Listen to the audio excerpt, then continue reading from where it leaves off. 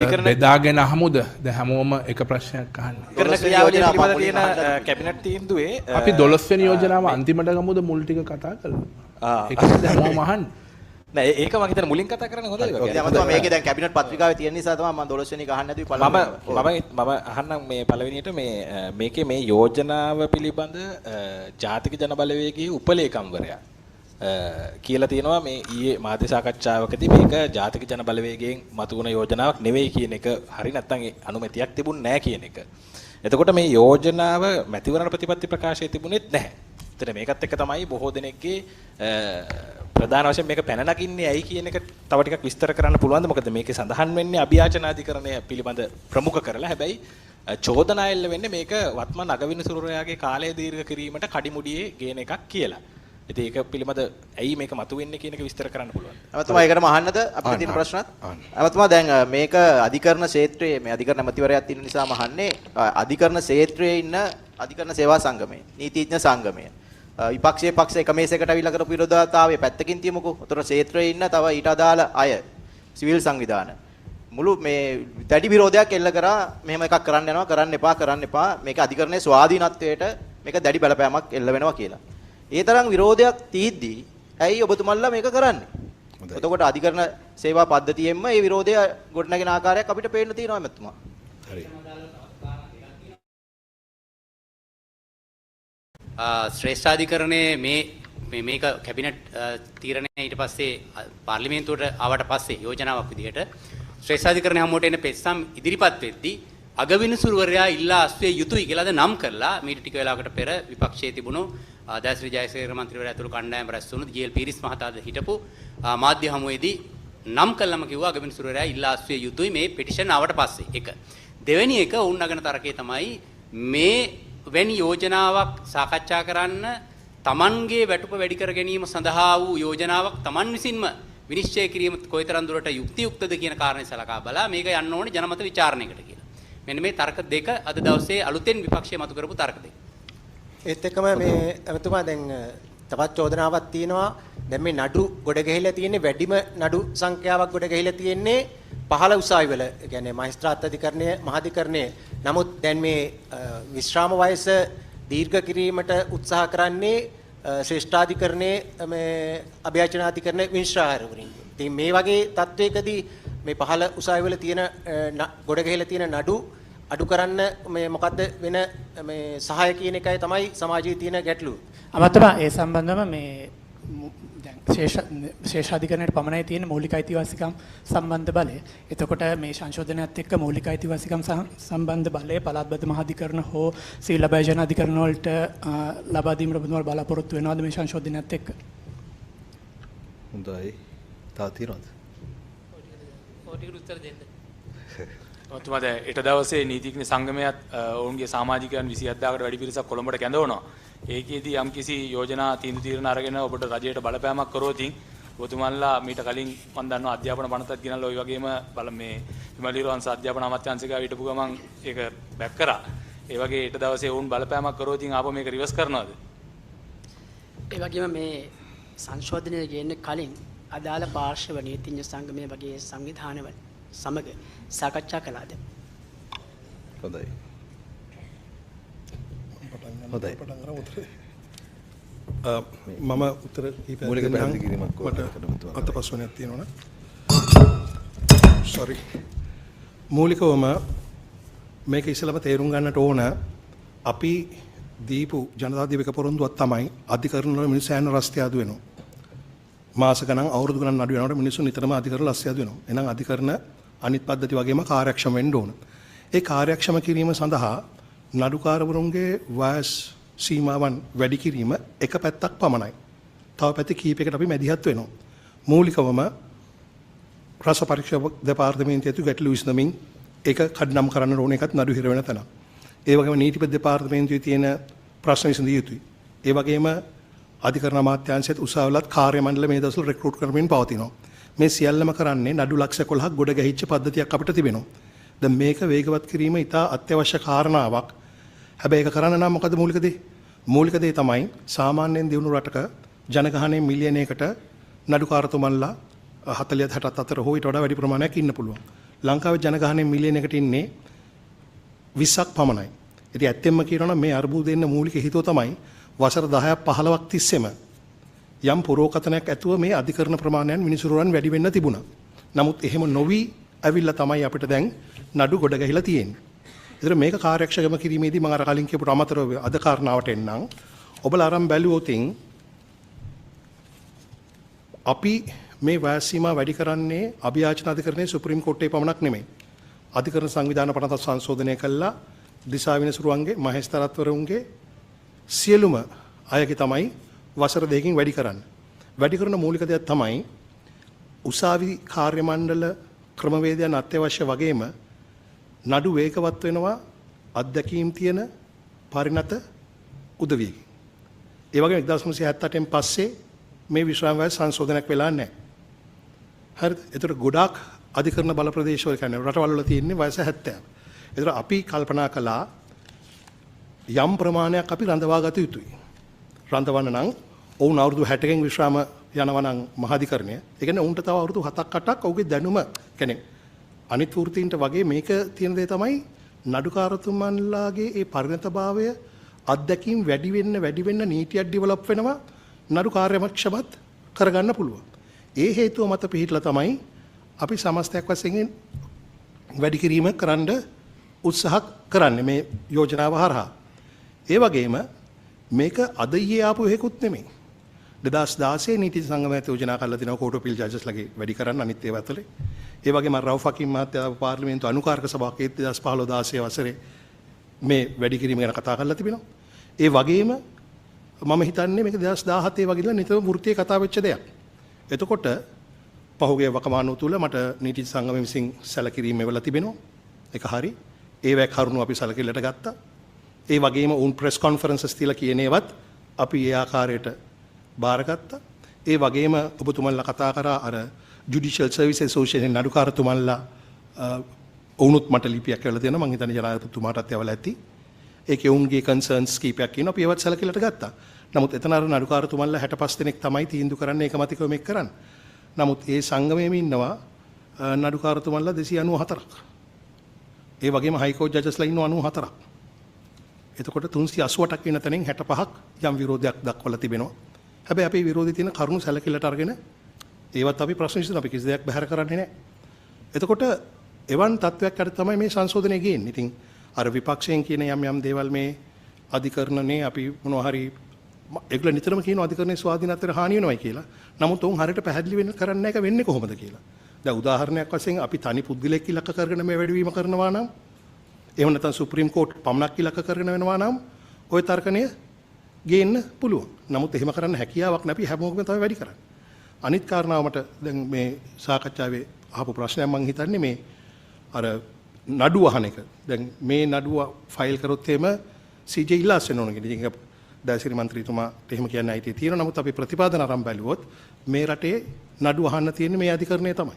දැන් උදාහරණයක් වශයෙන් ගත්තොත් මීට කලින් අර contempt of court තියෙන අධිකරණ අපහාස කරපු නඩු. කෙලින්ම අධිකරණ අපහාස ඒ වහන්නේත් අධිකරණ පද්ධතිය. ඒ වගේම ඔබලා දන්නවා මම හිතන්නේ නඩුව තාම පවතිනවා. අර විනිශ්චයකාරතුමන්ලගේ pay tax එක කැපීම සම්බන්ධයෙන් ඔවුන්ගේ නඩුකරයක් අහන්නේ මේ අධිකරණයෙන් තමයි. ඒක තමයි ප්‍රතිපාදන තියෙන විදිය. මම හිතන්නේ අර උපාලි අබේරත්න හිටපු විනිශ්චයකාරතුමෙක්ගේ අර පාරිතෝෂිකයේ විශ්‍රාමයට වෙන් කපා ගන්න බෑ කියලාත් නන්විතක් ආවා. ඉතින් අපේ රටේ තියෙන පද්ධතිය අනුව. ඉතින් මා විශ්වාස කරනවා මේ අපේ අධිකරණයේ ස්වාධීන මේක අහනවා. යම් කෙනෙක් CJට ඉල්ලාස් වෙන්න කියනවා නම් ඒ කියන්නේ උන්ට සැකයක් තියෙනවා මේ අපේ ස්වාධීනත්වය පිළිබඳව කරන විනිශ්චයකාරතුමාගේ. ඒක අපි එතුමාගේ මතයට අපි ඒ සුදුසු ප්‍රතිචාර දක්වන්න පුළුවන්. නමුත් මූලික දේ තමයි මෙන්න මේ අරමුණෙන් තමයි අපි මේ ටික කරන්නේ. මට මොකුත් මිස්සුණාද දන්නේ නැහැ කරුණු පොදු ප්‍රශ්න කිහිපයක් අහපු නිසා. අගවිනිසුරුතුමා සම්බන්ධයෙන් මෙතන මූලික කාරණේ හැම පැත්තෙම ගොඩ නැගෙන්නේ ඔබතුමා පැහැදිලි කරාට මේකයි හේතුව කියලා.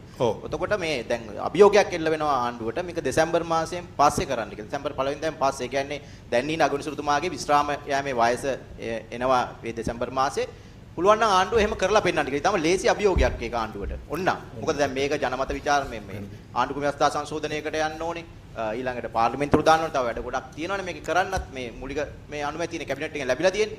ඔබතුමාලට ඒක ඒ අභියෝගේ බාර ගන්න පුළුවන්ද? ඒ වගේම ඔබතුමා කියවන අධිකරණයේ ස්වාධීනත්වයට මේකේ වෙන බලපෑම මොකක්ද කියලා හරියට පැහැදිලි කරලා නැහැ කියලා. ඔය අධිකරණ සේවා සංගමය මම හිතන්නේ ඔබතුමාත් අධිකරණ සේවා සංගමයේ ඒ නිවේදනයේ මාතෘතිව තියෙනවා ශ්‍රී ලංකා අධිකරණ සේවා සංගමයේ උන් කරුණු පහක් දක්වනවා ගරු ඇමතුමා මේ ඒකේ ස්වාධීනත්වය මේ පහළට වැටෙන හැටි. මම ඕන ඔබතුමාට ඉදිරිපත් කරන්න. කරුණු පහ කෙටි.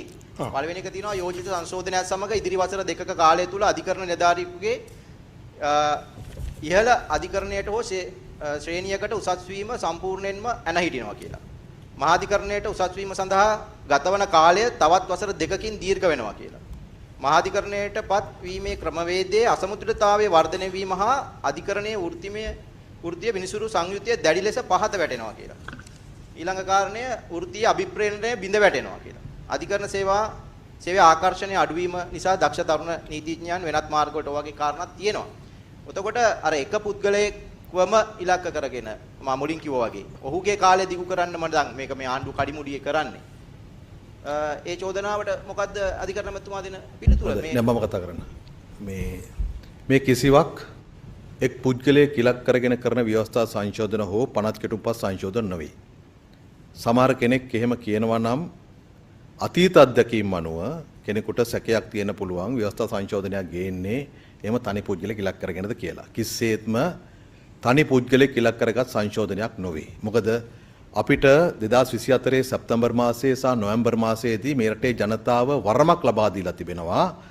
නීතිය අධිකරණය පිළිබඳව විශ්වාසය ඇති කරන්නත් මේ ගොඩ ගැහිලා තියෙන නඩු ක්‍රමානුකූලව අඩු කරලා ජනතාවට සහනයක් සපයන්නත්.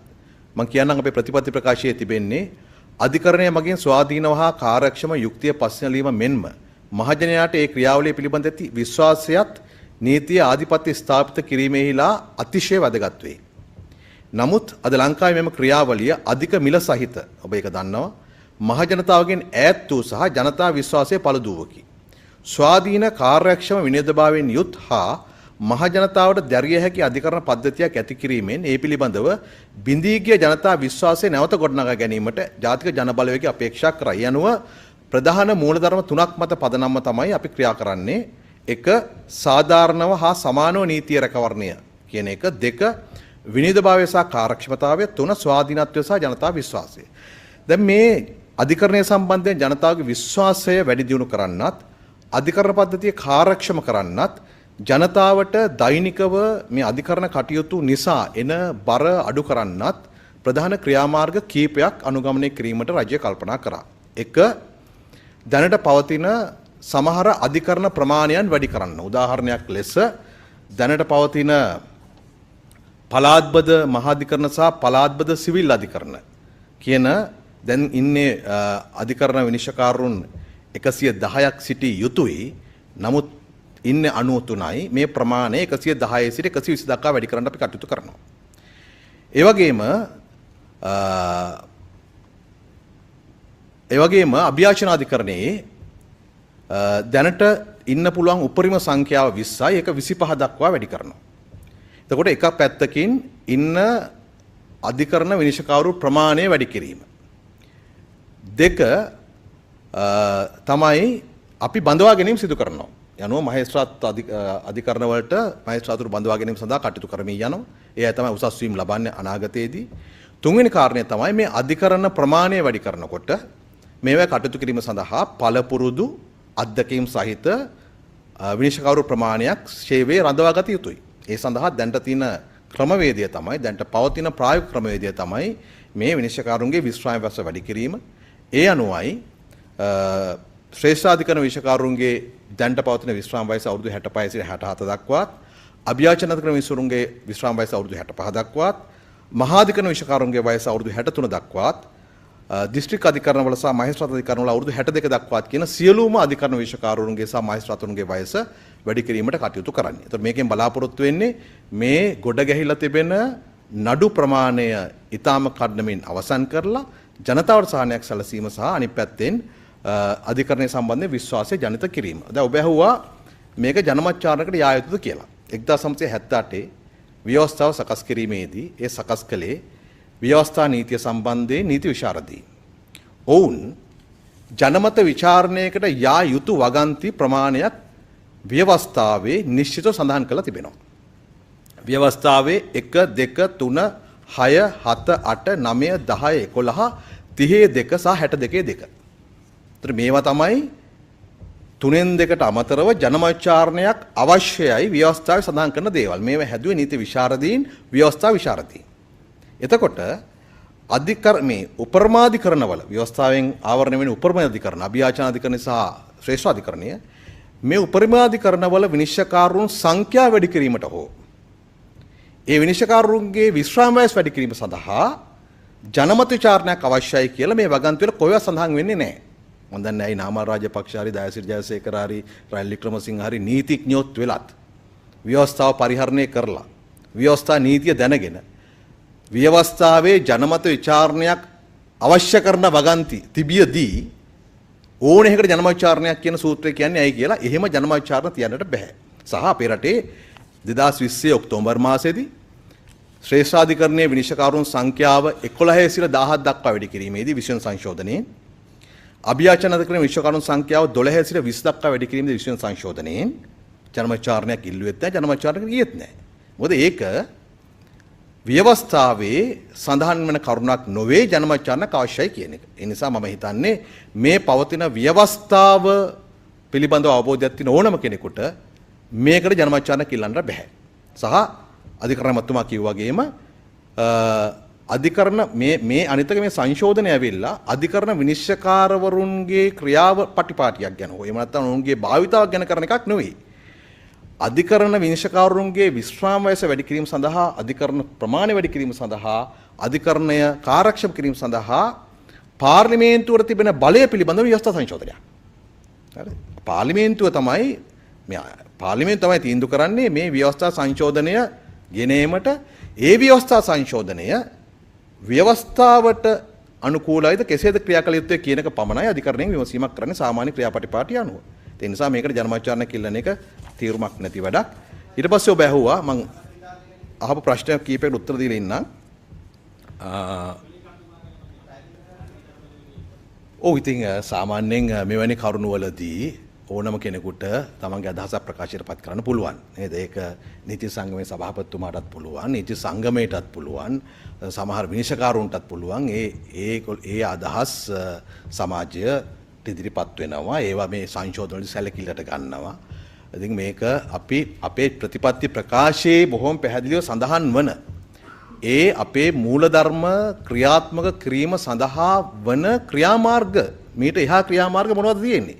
අධිකරණ ප්‍රමාණය වැඩි කිරීමයි, අධිකරණයට අලුතෙන් විනිශ්චයකාරු බඳවා ගැනීමයි, ඉන්න විනිශ්චයකාරුන්ගේ ප්‍රයෝජනය නැත්නම් ඔවුන්ගේ සේවා වැඩිපුර ලබා ගැනීම සඳහා විශ්‍රාම වයස දීර්ඝ කිරීමයි. මේක තමයි දැනට කළ හැකි වන්නේ. ඉතින් කවුරු හරි කියනවා නම් අධිකරණයේ පවතින නඩු ප්‍රමාණය අඩු කිරීම සහ අධිකරණයේ කාර්යක්ෂම කිරීම සඳහා මීට වඩා ක්‍රමයක් තියෙනවා කියලා ඒක සාකච්ඡා කරන්න පුළුවන්. ක්‍රියාමාර්ගයක් විදිහට යෝජනා කරනවා නම්. ඉතින් මම හිතන්නේ නැහැ කිසිම නීතිඥවරයෙක් පෙනී ඉඳී කියලා අධිකරණ නඩු ගොඩ ගහෙන්න.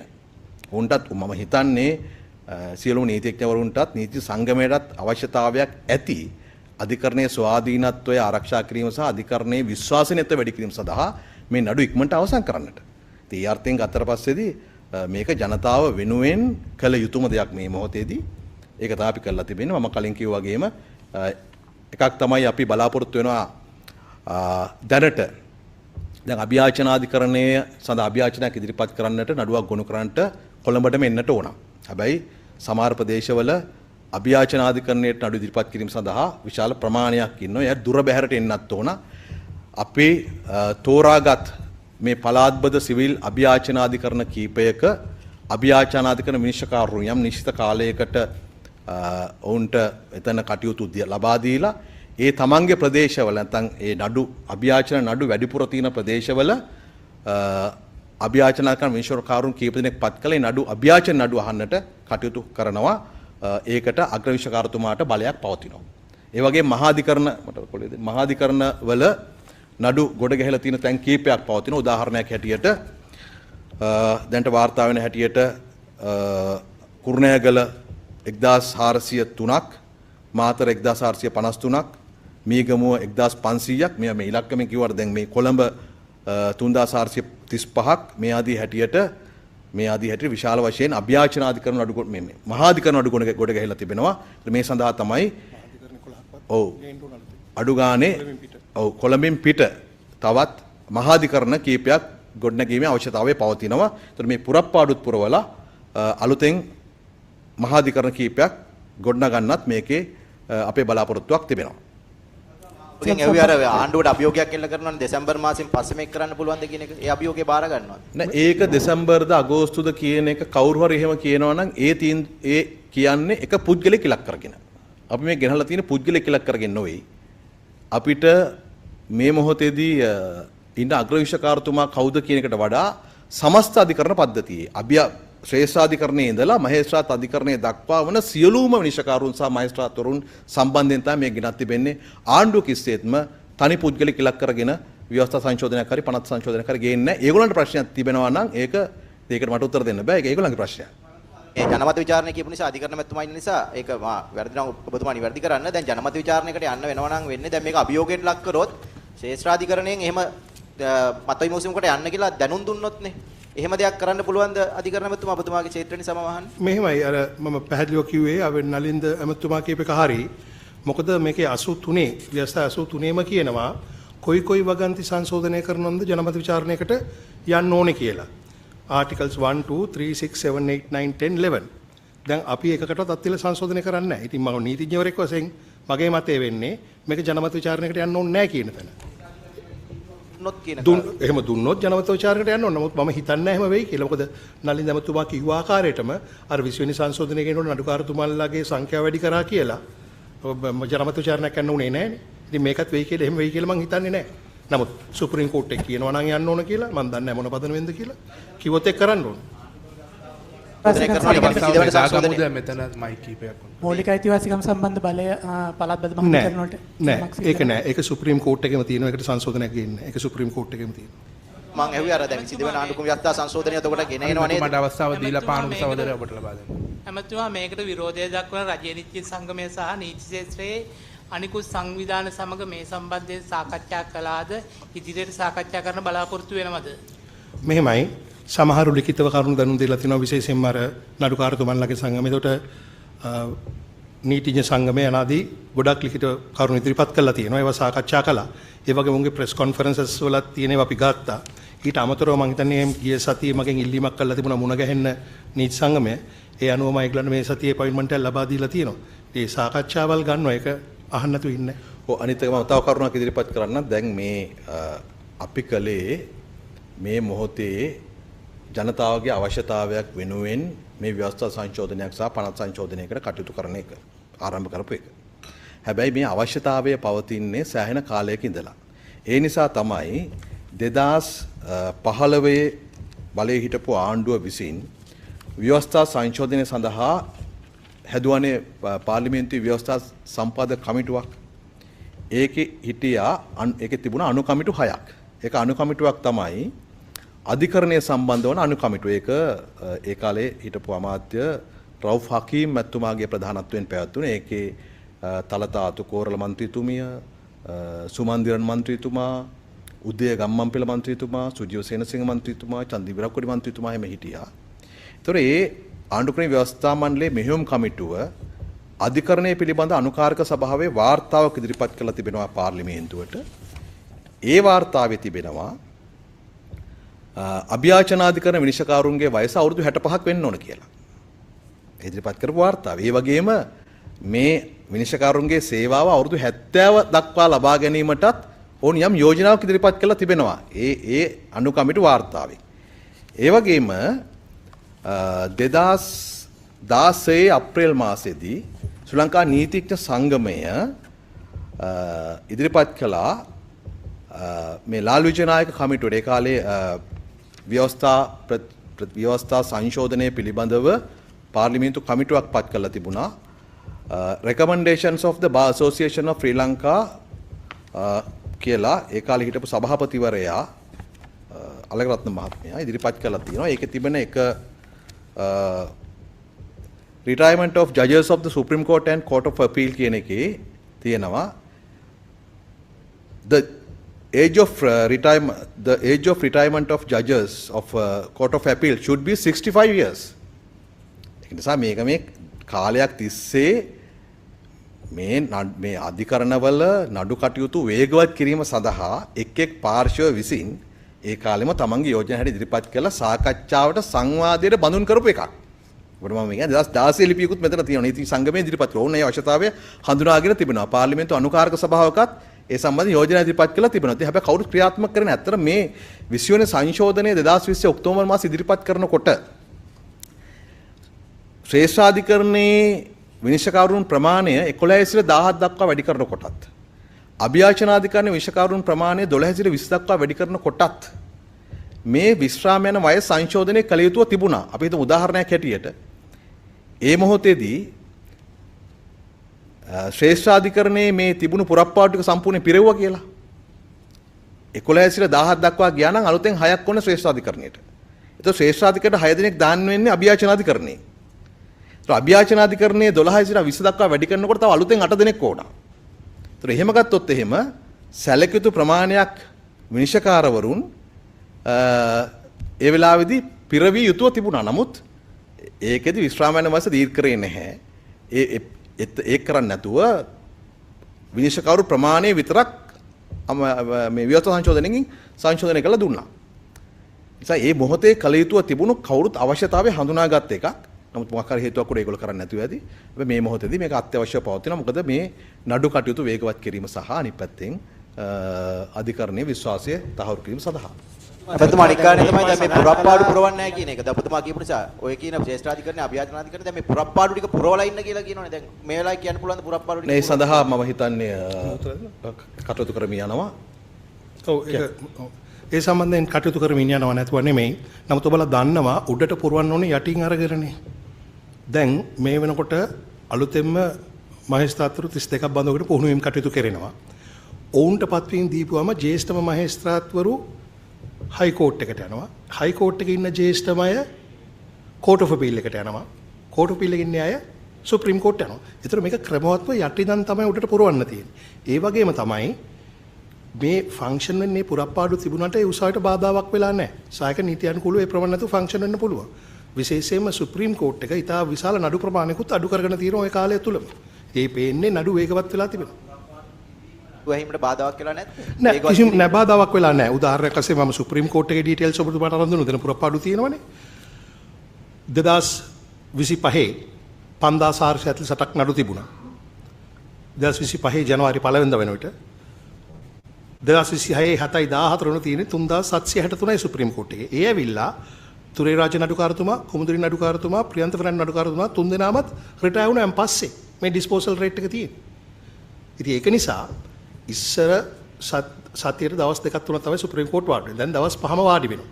ඉතින් ඩිස්පෝසල් රේට් වැඩි. දැන් තියෙන 3763යි. ඒ තුන් දෙනෙක් රිටයර් වුණාන් පස්සේ. ඒකයි මම කියන්නේ පත් කරනවා, පත් වෙනවා, අවශ්‍ය කටයුතු ජනාධිපතිතුමා විසින් සිදු කරනවා. නමුත් ඒකෙන් නඩු ඩිස්පෝසල් එකට බාධාවක් වෙලා නැහැ කියන එක මේ දත්ත හරහා පේන්න ඕනේ. නිසා මේ කටයුතු තුනම කරනවා. ලුවක් නැහැ කියලා. ඔව්. ඊට පස්සේ දැන් අනිත් පැත්තෙන් ගියාම දැන් නඩු ප්‍රමාණයත් අඩු වෙලා තියෙනවා. ඉතින් ඇයි මේ විනිසුරුවරුන්ගේ ශ්‍රේෂ්ඨාධිකරණයේ ඒ සුප්‍රීම කෝට් එකේ මොකද හේතුව ඔබතුමා බැලුවොත් පල්ලෙහා තියෙන තත්ත්වය ඊට වඩා ගොඩාක් වෙනස්.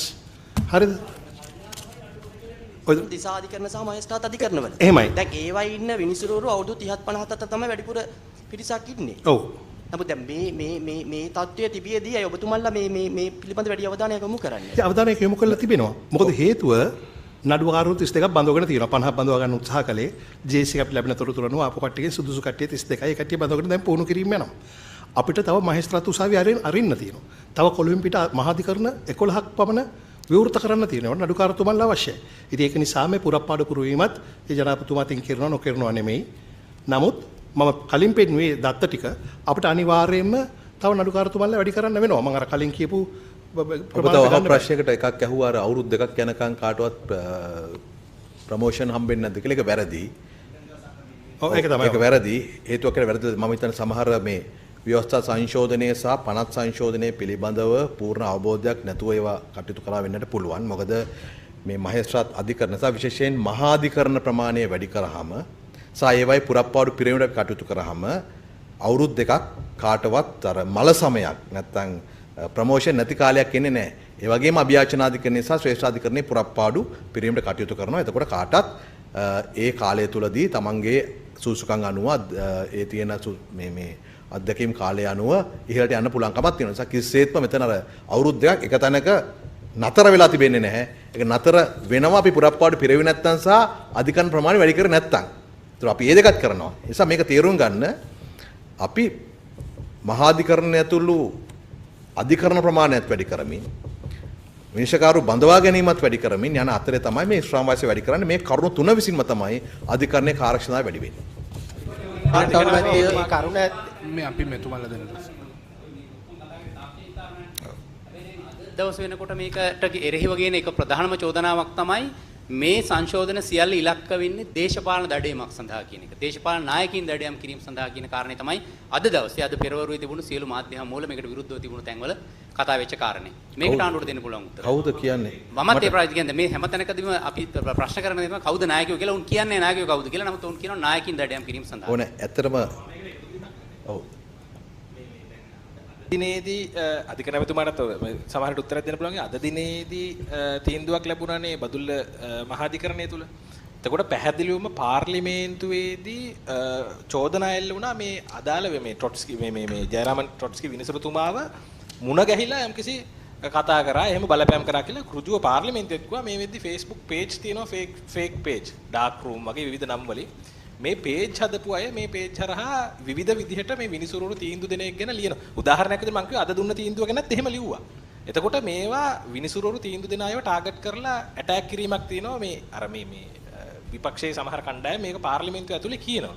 ඒතර මේවා අපි ආණ්ඩුව හැටියට කියන්න තියෙන්නේ පාර්ලිමේන්තු වරප්‍රසාදවලට මුවා වෙලා කවුරු හරි කිව්වා නම් ඕනෑම විනිශ්චයකාරයෙක් එක්ක කතා බහ කරලා නඩු තීන්දුවක් ලබා දුන්නා කියලා ඒවා නඩු පවරන්න පුළුවන් හැටියට එළිද කියන්නේ. ඕනෑම YouTube හරි සමාජ මාධ්‍යයක් ඒක ඇවිල්ලා කියන්න ප්‍රසිද්ධියේ මෙහෙම කිව්වයි කියලා. එතකොට මම හිතනවා අධිකරණයේ ස්වාධීනත්වය වෙනුවෙන් අධිකරණයේ ඒ සම්බන්ධයෙන් කටයුතු කරයි කියලා. අනිත් එක මේ දැන් ඔය එහෙම කියනවා නම් මම ඒක ඇහුවේ නම් කවුද කියලා.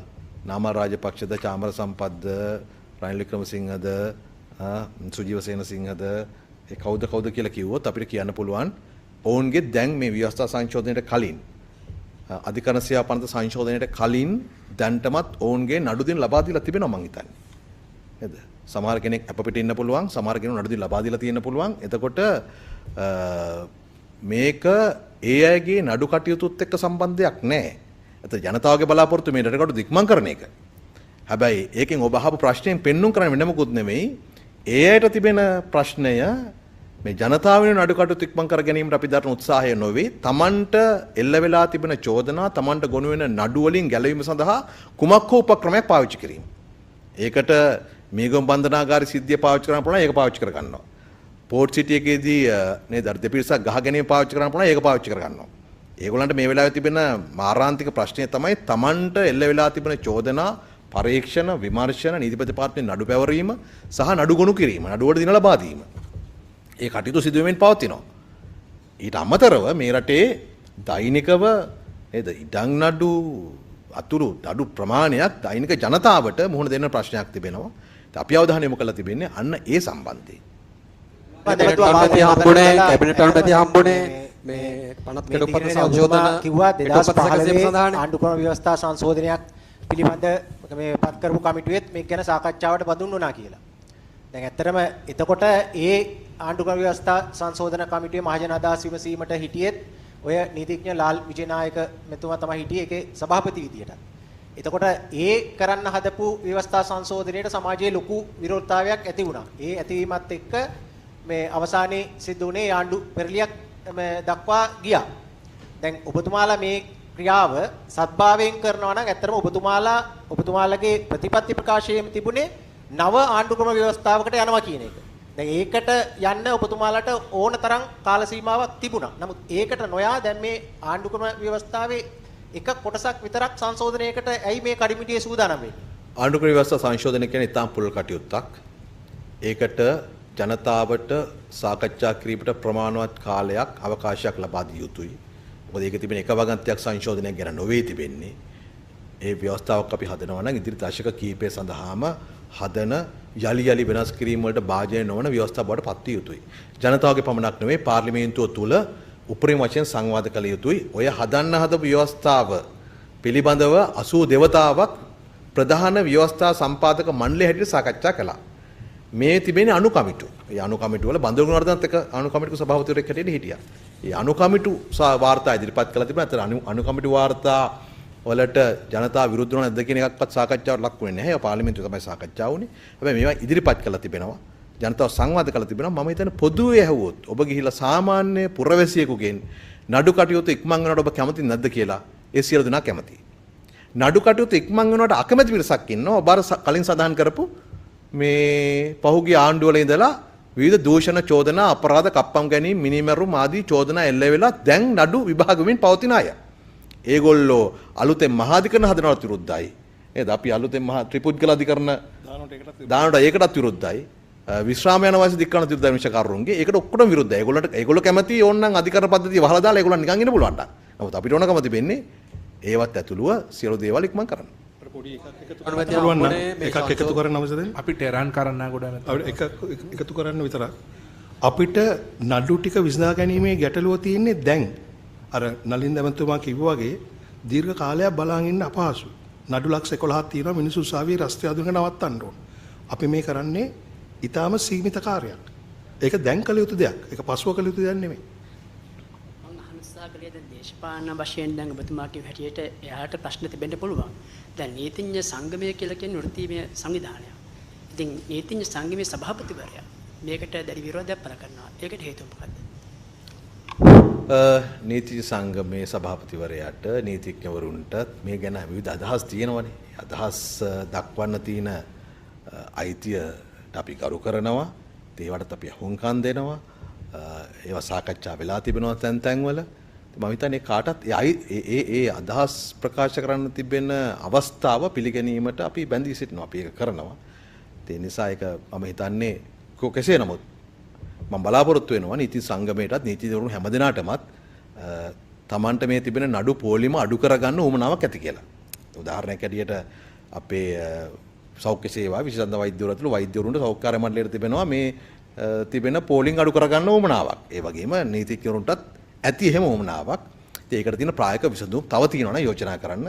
දැන්ට තියෙන ප්‍රායෝගික විසඳුම් තමයි මේ ඉදිරිපත් කළා තියෙන්නේ. ඔබතුමා කියන විදිහට අධිකරණ පද්ධතිය අධිකරණ ගොඩනැගිලි මහාධිකරණ අලුත්